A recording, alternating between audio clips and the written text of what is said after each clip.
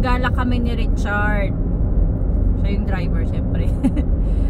Ang tagal ko nga walang vlog kasi itong topic na to ay hindi ko masyado gusto sanang gawan ng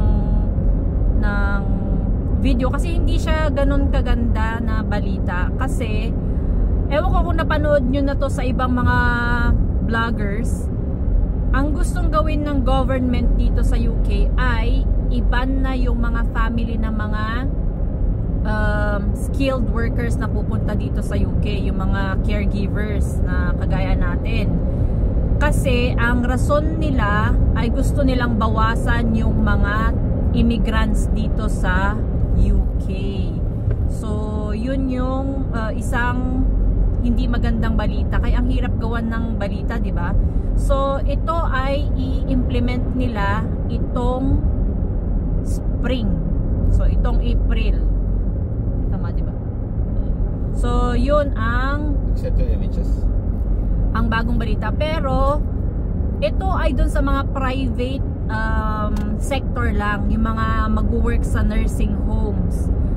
Ang sabi nila, kapag ikaw ay employed ng NHS, yun yung government na hospital dito sa UK, hindi daw yon kasama, so exempted po sila. Pwede pa rin nilang makuha yung family nila dito, which is ang unfair naman, diba? Pero yun yung ini-impose nila na bagong rule dito sa UK.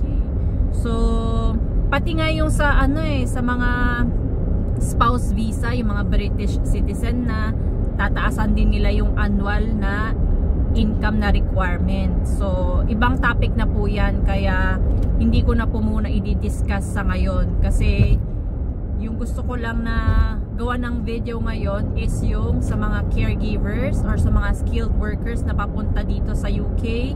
Yun nga, ayaw na nila na or pinagbabawal na nila na dalhin yung family dito, yung dependents. Kasi ang sabi nila, yung iba daw na dependents hindi naman daw nag-work. So parang hindi nakakatulong sa economy. Although wala namang nakukuha ang mga benefits. So hindi ko alam kung hindi ko alam. Pero yun yung bagong rules dito po sa UK. So yun lang po ang gusto kong i-share sa inyo. Maganda ang panahon ngayon. Nakikita naman ninyo, di ba, na meron tayong blue skies.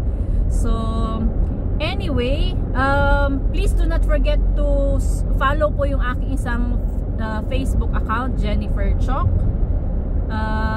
At syempre yung ating Facebook page sa Jennifer Chok, meron pa rin po.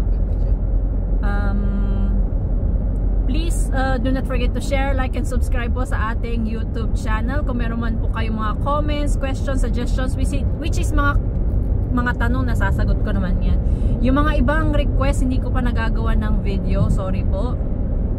Medyo busy lang. So anyway, yun po. Thank you for watching. Be safe. Bye!